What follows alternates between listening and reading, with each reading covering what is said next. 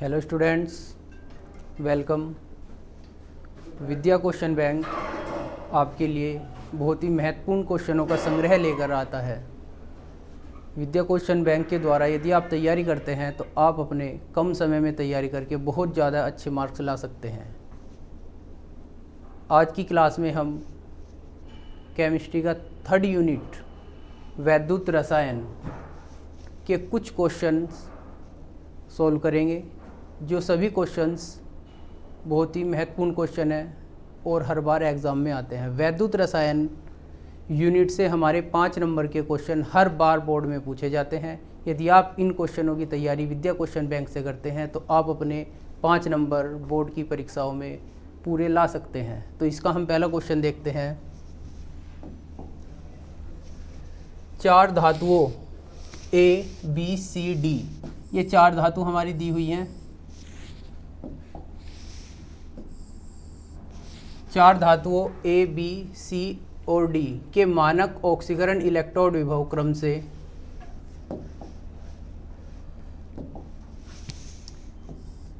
Plus 1.5 volt, minus 2.0 volt, plus 0.84 volt और minus 0.36 volt है। इन धातुओं की बढ़ती सक्रियता का क्रम है। ये 4 ऑप्शन हमें दिए हुए हैं। इन चारों ऑप्शनों में से हमें बताना है A, B, C जो और D जो धातु दी गई हैं, इनमें से सबसे ज़्यादा सक्रिय कौन सी धातु होगी। तो सबसे ज़्यादा सक्रिय धातु देखने का सबसे अच्छा तरीका होता है वैद्युत रासायनिक श्रेणी। जब हम पढ़ते हैं तो वैद्युत रासायनिक श्रेणी में धातुओं को उनके मानक अपचयन विभव के बढ़ते हुए क्रम में रखा गया है। जिस धातु का A, B, C, D, A is equal to plus 1.5 volt, B is equal to minus 2.0 volt, C is equal to plus 0.84 volt और D इजिकल टू दिया है हमारा माइनस 0.36 वोल्ट। जिस धातु का ऑक्सीकरण इलेक्ट्रोड विभव जितना ज़्यादा ऋणात्मक होगा वह धातु उतनी ही ज़्यादा सक्रिय होगी। तो यहाँ हम देख सकते हैं धातु B का जो ऑक्सीकरण मानक इलेक्ट्रोड विभव है वो है -2, यानी कि सबसे ज़्यादा ऋणात्मक है। इसलिए A, B, C, D में जो सबसे ज़्यादा सक्रियता होगी वो एक B की होगी फर्स्ट नंबर पे। सेकंड, इससे ज़्यादा यानी कि कम ऋणात्मक 0.36 वोल्ट नंबर 2।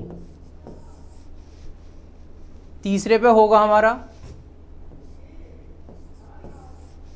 Plus 0.84 volt. सही समझ में आ रहा है। जिस धातु का ऑक्सीकरण, ये देखेंगे मानक ऑक्सीकरण इलेक्ट्रोड विभव जितना ज़्यादा ऋणात्मक होगा वह धातु उतनी ही ज़्यादा सक्रिय होगी। सबसे ज़्यादा ऋणात्मक है हमारा -2B धातु का और ये होगा हमारा नंबर 4। तो इसके लिए इसे हम क्रम में लगाएंगे। क्या करना है, इन धातुओं की बढ़ती सक्रियता का क्रम, यानी कि बढ़ती हुई सक्रियता का क्रम सबसे ज़्यादा सक्रिय होगा हमारा B। तो ये ऑप्शन हो जाएगा हमारा 3rd, यानी कि A, C, D और B। Option 3rd is right. समझ में आया सब बच्चों की? ओके, ठीक है। नेक्स्ट क्वेश्चन देखते हैं। वैद्युत रासायनिक श्रेणी में एल्युमिनियम हाइड्रोजन से ऊपर है किंतु यह वायु और जल में स्थायी है, क्यों? वैद्युत रासायनिक श्रेणी के सभी क्वेश्चन बहुत इंपॉर्टेंट होते हैं।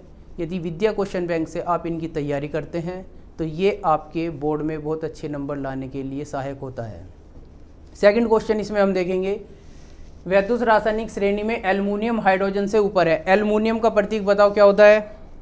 बिल्कुल सही, एल्युमिनियम का प्रतीक होता है हमारा Al और हाइड्रोजन H। सही है। एल्युमिनियम को हम Al से डिनोट करते हैं। तो जो एल्युमिनियम होता है, एल्युमिनियम यहाँ देखो वायु और जल में स्थायी है, क्यों? क्योंकि हाइड्रोजन से ऊपर भी है और फिर भी जल में और वायु में स्थायी है।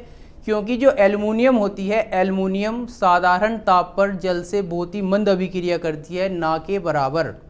लेकिन यदि इस अभिक्रिया को एल्युमिनियम की हम गर्म जल या उस ताप पर कराते हैं तो एल्युमिनियम अभिक्रिया कर लेती है। यही कारण है कि जल में और वायु में एल्युमिनियम के जो यौगिक होते हैं ये हमारे स्थायी होते हैं। समझ में आया? ये देखो यहाँ श्रेणी में एल्युमिनियम हाइड्रोजन से ऊपर है, किंतु यह वायु और जल में स्थायी है, क्योंकि यह गर्म जल या जलवायु के साथ उच्च ताप पर क्रिया करता है। लेकिन साधारण ताप पर इसे नोट करेंगे, साधारण ताप पर जल के साथ इसकी क्रिया मंद होती है, यानी कि ना के बराबर होती है। गर्म जल से अभिक्रिया कर लेता है उस ताप पर, इसलिए यह हमारा वायु और जल में स्थायी यौगिक बनाता है। नेक्स्ट क्वेश्चन देखेंगे। विशिष्ट चालकता से क्या तात्पर्य है, इसका मात्रक क्या है? विशिष्ट चालकता ये आपको बहुत अच्छी तरह पता होगा, क्योंकि इससे पहले आपको कराया था विशिष्ट प्रतिरोध। विशिष्ट चालकता, विशिष्ट प्रतिरोध के व्युत्क्रम को बोलते हैं विशिष्ट चालकता। क्या कहते हैं? बिल्कुल सही, विशिष्ट प्रतिरोध के व्युत्क्रम को विशिष्ट चालकता कहते हैं। और इसे कप्पा से प्रदर्शित करते हैं। कप्पा होता है के आकार का, ये कप्पा है, इजिकल टू विशिष्ट प्रतिरोध 1/ρ। कप्पा से डिनोट करते हैं विशिष्ट चालकता और रो से डिनोट करते हैं विशिष्ट प्रतिरोध। तो विशिष्ट प्रतिरोध के व्युत्क्रम को विशिष्ट चालकता कहते हैं। और इसका मात्रक होता है हमारा ओम इनवर्स सेंटीमीटर इनवर्स। बिल्कुल सही, समझ में आ गया? विशिष्ट प्रतिरोध के व्युत्क्रम को विशिष्ट चालकता कहते हैं और इसका मात्रक होता है ओम इनवर्स सेंटीमीटर इनवर्स। या इसे हम डिनोट कर सकते हैं, ये देखो ओम इनवर्स सेंटीमीटर इनवर्स, ये इसके मात्रक है हमारा। नेक्स्ट क्वेश्चन देखेंगे। कोलराउस का नियम हर बार बोर्ड एग्जाम में आता है, कोलराउस का नियम। और इस बार भी तुम्हें बोर्ड के एग्जाम में बिल्कुल रखा हुआ ये क्वेश्चन मिलेगा। कोलराउस का नियम बहुत बार देखो 2014, 15, 16, 17, 18, 20 में लगातार पेपर में आ चुका है और बहुत ही इंपॉर्टेंट है, इसे ध्यान से देखेंगे। कोलराउस का नियम, किसी विद्युत अपघटय की अनंत तनुता, ये ध्यान करेंगे, अनंत तनुता पर चालकता इसके धनायनों तथा ऋणायनों की मोलर चालकताओं के योग के बराबर होती है। किसी वैद्युत अपघटय की अनंत तनुता पर चालकता, किसी वैद्युत अपघटय की अनंत तनुता पर चालकता इसके धनायन और ऋणायन की मोलर चालकताओं का योग होती है। लेकिन कब? यदि, कब होती है? यदि चालकता पद को विद्युत अपघटय सूत्र में उपस्थित संगत आयनों की संख्या से गुणा किया जाए तब। ये बात नोट करेंगे, विद्युत अपघटय सूत्र में उपस्थित संगत आयनों की संख्या से गुणा किया जाए तब। उदाहरण के लिए हम देख सकते हैं संगत आयन क्या, जैसे सोडियम क्लोराइड होता है NaCl, sodium chloride, Na sodium, Cl chloride. Sodium का परमाणु भार बताइए कितना होता है? 23, बिल्कुल सही। और क्लोराइड का, ठीक है, 35.5, बिल्कुल सही। तो NaCl का जो वैद्युत अपघटन होता है तो ये हमारा sodium ion plus chloride ion देता है। सोडियम आयन और क्लोराइड आयन, HCl है हाइड्रोजन क्लोराइड, इसका क्या होगा? Hydrogen ion plus chloride ion.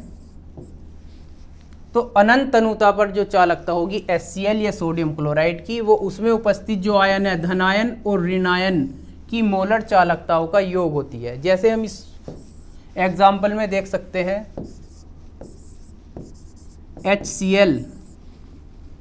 HCl की मोलर चालकता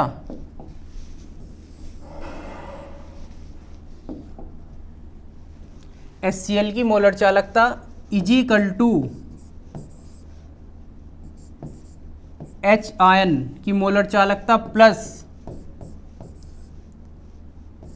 क्लोराइड आयन की मोलर चालकता। किसी भी वैद्युत अपघटय की जो अनंत तनुता पर चालकता होती है उसमें उपस्थित धनायन और ऋणायन की मोलर चालकताओं का योग होती है। तो HCl में हमारे दो आयन होते हैं, हमारे हाइड्रोजन आयन और हमारा क्लोराइड आयन। नेक्स्ट क्वेश्चन देखेंगे, फैराडे का विद्युत अपघटन का द्वितीय नियम। फैराडे का वैद्युत अपघटन के दो नियम होते हैं, फर्स्ट और सेकंड। फर्स्ट नियम आप स्वयं करेंगे, इसे याद कर लेंगे, ठीक है। सेकंड क्वेश्चन देखेंगे इसका, ये फैराडे का वैद्युत अपघटन का द्वितीय नियम लिखिए। वैद्युत अपघटन का द्वितीय नियम क्या होता है? जब हम 2, 3 या उससे अधिक वैद्युत अपघटय लेते हैं, जैसे वैद्युत अपघटय A, B या C, ये 3 वैद्युत अपघटय हैं जिनके हम जलीय विलयन लेंगे। यदि तीनों वैद्युत अपघटय के जलीय विलयनों को, सपोज करो एक ये पात्र है, एक ये पात्र है और एक ये पात्र है, इन्हें हमने श्रेणी क्रम से जोड़ा।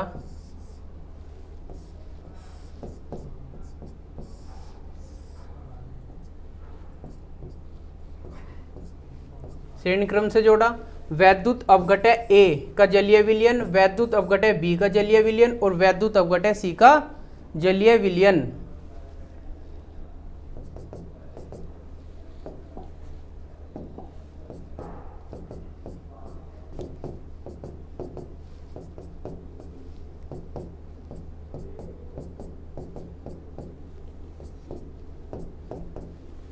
श्रेणी क्रम में जुड़े हुए 2 या 2 से अधिक विभिन्न वैद्युत अपघटों के जलीय विलयन में यदि समान मात्रा में विद्युत धारा प्रवाहित की जाती है तो इलेक्ट्रोड पर मुक्त पदार्थ की मात्रा इनके तुल्यांकी भारों के समानुपाती होती है।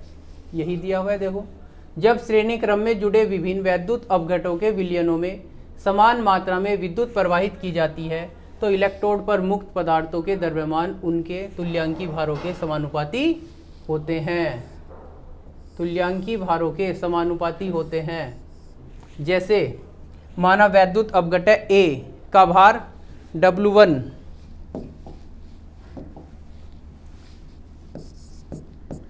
वैद्युत अपघटय A का द्रव्यमान W1, वैद्युत अपघटय A का तुल्यांकी भार क्या होगा? E1।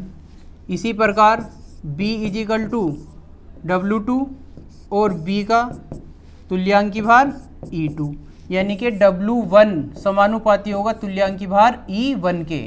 इसी प्रकार W2 समानुपाती होगा E2 और W3 समानुपाती होगा हमारा E3। तो क्या हो जाएगा? W1 upon E1 = W2 upon E2 और W3 अपॉन E3। तो ये हमारा क्या होता है? फैराडे का वैद्युत अपघटन का द्वितीय नियम, ठीक है।